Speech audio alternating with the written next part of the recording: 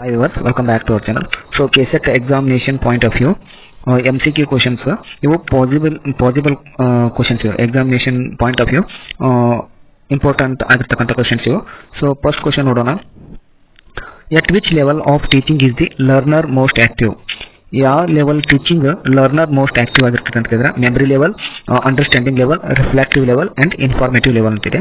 So option C reflective level is the this teaching level ಅಂದ್ರೆ reflective teaching level learner most active level ಇದು.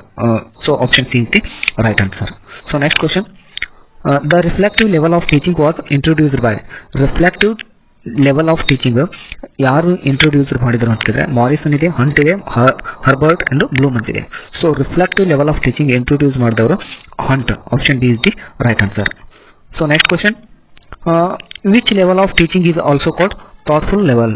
So ಯಾವ teaching level ಅನ್ನ thoughtful level ಅಂತ ಕರಿತೀವಿ ಅಂತ ಕೇಳಿದರೆ, so memory level, reflective level, understanding and comprehension ಇದೆ. So thoughtful level ಯಾವುದಂದ್ರೆ ಅದು reflective level. Option D is the right answer. So next question, learning multiplication table by heart is an example which level. So ಟೇಬಲ್ಸ್ನ multiplication table by heart ಮಾಡುವುದು ಯಾವುದಕ್ಕೆ ಒಂದು ಉದಾಹರಣೆಯಾಗಿದೆ ಅಂದರೆ ಯಾವ ಟೀಚಿಂಗ್ ಲೆವೆಲ್ಗೆ ಉದಾಹರಣೆಯಾಗಿದೆ ಅಂತ ಕೇಳಿದ್ರೆ memory level, understanding level, reflective level, critical level ಅಂತಿದೆ.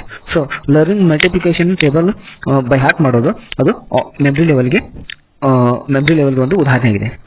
So next question, which level of teaching is mostly used in elementary schools.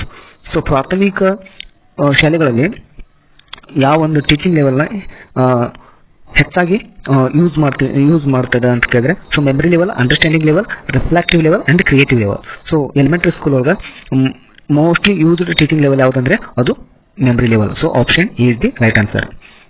Thank you.